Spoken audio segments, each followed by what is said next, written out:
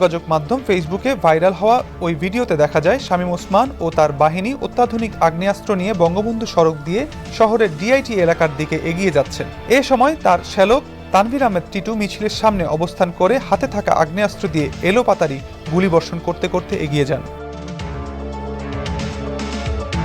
শামীম ওসমানের পেছনে দুটি অস্ত্র হাতে ছিলেন ডিবিসি নিউজের নারায়ণগঞ্জ জেলা প্রতিনিধি রাজু আহমেদ, আর তার পেছনের সারিতে পিস্তল হাতে ছিলেন শামীম ওসমানের বেয়াই ফয়েজ উদ্দিন লাবলু ও তার ছেলে মিনহাজুল ইসলাম ভিকি। একই বহরে অস্ত্র হাতে নারায়ণগঞ্জ সিটি কর্পোরেশনের 17 নম্বর ওয়ার্ডের কাউন্সিলর আবু করিম বাবু ও তার ছেলে রিয়ানকেও দেখা গেছে।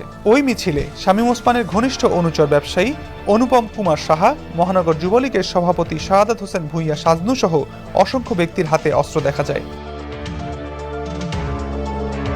প্রত্যক্ষদর্শীরা জানান, গত 19 জুলাই বৈষম্য বিরোধী ছাত্র আন্দোলনকে কেন্দ্র করে উত্তপ্ত ছিল নারায়ণগঞ্জ শহর। সেদিন বঙ্গবন্ধু সড়কের চাষাড়া এলাকা থেকে মণ্ডলপাড়া মোড় পর্যন্ত আগ্নেয়াস্ত্র ও ধারালো অস্ত্র হাতে শামীম ওসমানের নেতৃত্বে আওয়ামী লীগ, যুবলীগ, ছাত্রলীগের কয়েকশো নেতাকর্মী কয়েক দফায় আন্দোলনকারীদের উপর হামলা চালায়। দুপুর থেকে বিকাল পর্যন্ত শহরে কোনো পুলিশ সদস্য না থাকলেও বিকেলের পর পুলিশের উপস্থিতি দেখা যায়।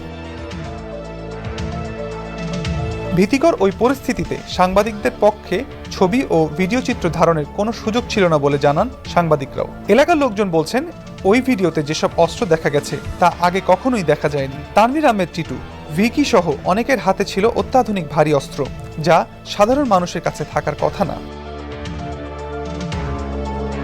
এসব ঘটনায় এখন পর্যন্ত সাবেক সংসদ সদস্য শামীম ওসমানের নামে নারায়ণগঞ্জে 9টি হত্যা মামলা করা হয়েছে।